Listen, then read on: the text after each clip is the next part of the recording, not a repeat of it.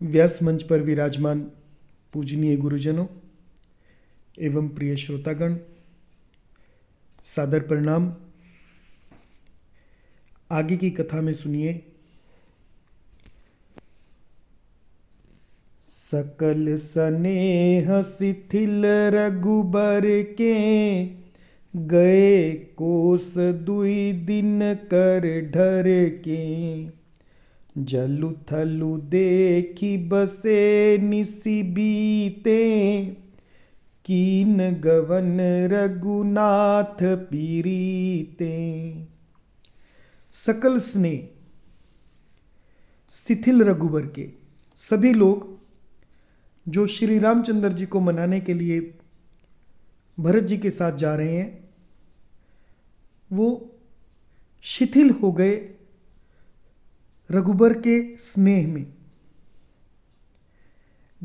गए कोस दुई दिनकर ढरके। दिनकर यानी ढरके यानी सूर्यास्त होने तक केवल 2 ही कोस चल पाए। जलु थलु देखी बसे, और जल यानी स्थान देखकर और जल और स्थल देखकर वहीं पर वो बसे रह गए। निसी बीते, और रात बीतने पर कीन गवन, फिर से गवन किया रघुनाथ पीरीते। रघुनाथ जी के प्रेमी भरत जी ने आगे गमन किया। अब हम प्रवेश करते हैं कथा के अगले प्रसंग में।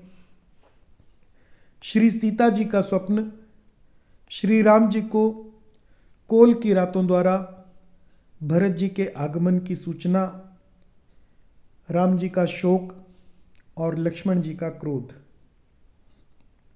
चौपाइयां सुनिए।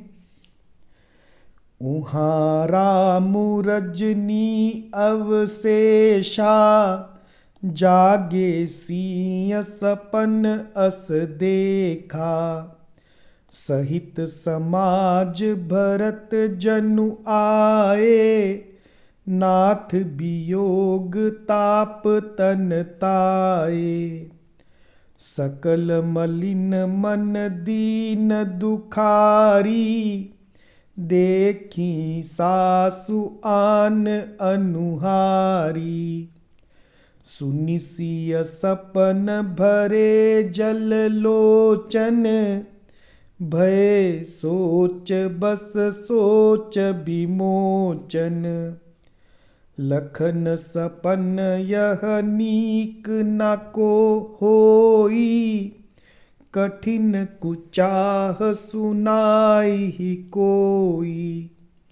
अस कही बंधु समेत नहाने, पूजी पुरारी साधु सन्माने।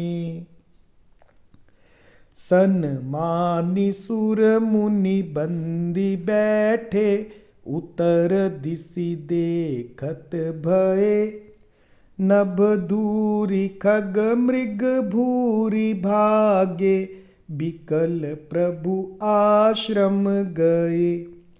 तुलसी उठे अवलोकी कारनु, काह चित सचकित रहे।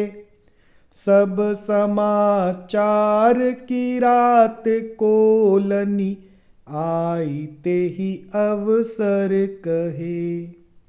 सुनत सुमंगल बैन सिया राम, मन प्रमोद तन पुलक भर।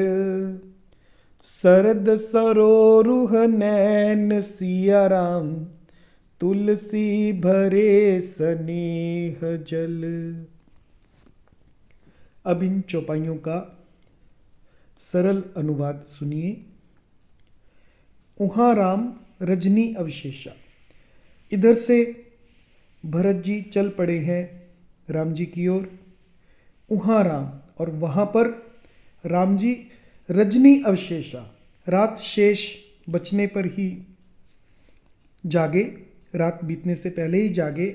जागे सिय सपन अस देखा, और सीता जी ने ऐसा स्वप्न देखा जो श्री रामचंद्र जी को सुना रही हैं और कहती हैं, सहित समाज भरत जनु आए, कि मैंने स्वप्न में देखा कि अपने समाज के साथ जैसे भरत जी आए हों, नाथ वियोग ताप तन ताए। हे नाथ, आपके वियोग में ताप तन ताए, आपके वियोग की अग्नि से उनका शरीर जल रहा है। सकल मलिन, और सभी लोग मलिन हैं, मन दीन दुखारी, और मन में उदास हैं, दीन हैं और दुखी हैं। देखी सासु आन अनुहारी, और सासुओं को दूसरी ही सूरत में देखा। सुनिसीय सपन भरे जल लोचन, और सीता जी का स्वप्न सुनकर श्री राम जी के लोचन यानी आंखों में जल भर आया। भय सोच बस, और वो सोच बस हो गए। सोच विमोचन, जो सबको सोच से छुड़ा देने वाले हैं, सबकी सोच का विमोचन करने वाले हैं, वो लीलावश स्वयं सोच के वश हो गए।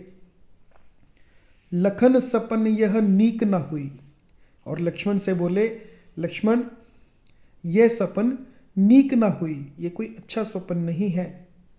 कठिन कुचाह सुनाई ही कोई कठिन भीषण कुसमाचार, बुरी खबर सुनाने वाला है।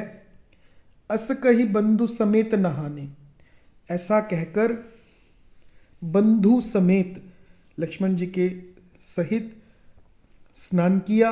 पूजी पुरारी साधु सन्माने, और त्रिपुरारी महादेव जी का पूजन करके साधुओं का सम्मान किया। आगे छंद का अनुवाद सुनेंगे।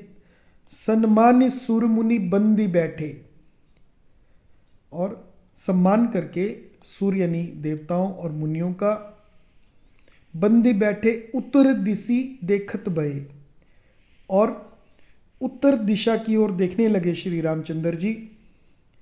नभ धूरी, आकाश में धूल छा रही है। खग मृग भूरी भागे, और बहुत से पक्षी और पशु व्याकुल होकर भागे हुए विकल प्रभु आश्रम गए, और व्याकुल होकर प्रभु के आश्रम की ओर भाग रहे हैं। तुलसी उठे अवलोक की कारणु, और तुलसीदास जी कहते हैं अवलोक के कारणु, और उसका कारण जानने के लिए काह चित सचकित रहे। प्रभु श्री रामचंद्र जी ये देखकर उठे और सोचने लगे क्या कारण है। चित्त सचकित रहे, और चित्त में सचकित यानी आश्चर्यचकित हो गए। सब समाचार की रात कोलनी, और उसी समय कोल भीलों ने आकर सब समाचार आईते ही अवसर कहे, इस अवसर पर सारा समाचार भरत जी के आने का सुनाया। सुनत सुमंगल बैन, और तुलसीदास जी कहते हैं कि सुंदर मंगल वचन सुनते ही मन प्रमोद, श्री रामचंद्र जी के मन में प्रमोद आनंद हुआ। तन पुलक भर, और तन पुलकित हो गया। शरद सरोरुह नैन, और उनके शरद ऋतु के सरोरुह यानी कमल के समान जो नेत्र हैं, नैन हैं। तुलसी भरे स्नेह जल, वे स्नेह के जल से भर गए। जय सिया राम।